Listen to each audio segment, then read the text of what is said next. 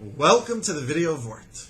Avram and Sarah go down to Gerar, and there in Gerar, Sarah is abducted by Avimelech. Hashem brings down a plague upon Avimelech and his household, and they cannot bear children.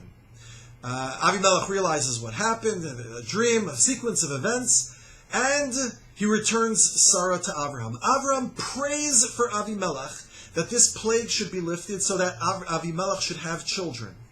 And the very next thing that we read is Hashem pakad Sarah, that Hashem remembered Sarah and Hashem's promise to Avram and Sarah that they should bear a child, that they should have Yitzchak. And Rashi commenting on this juxtaposition of stories, Avram praying for Avimelech and Hashem remembering his promise to Avram and Sarah that they should bear a child.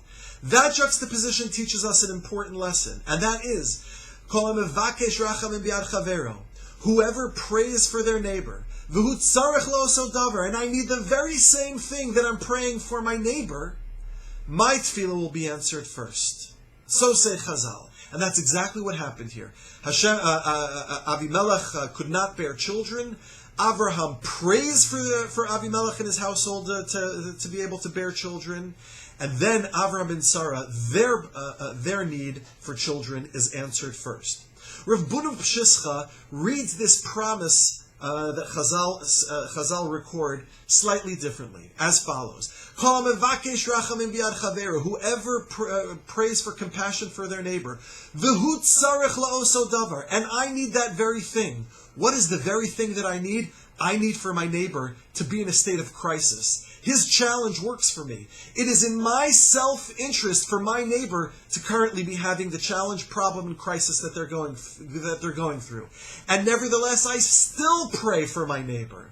That type of compassion, that type of care, my tefillah will be answered first. It's a hard thing for me to pray for my neighbor when their problem is in my self-interest.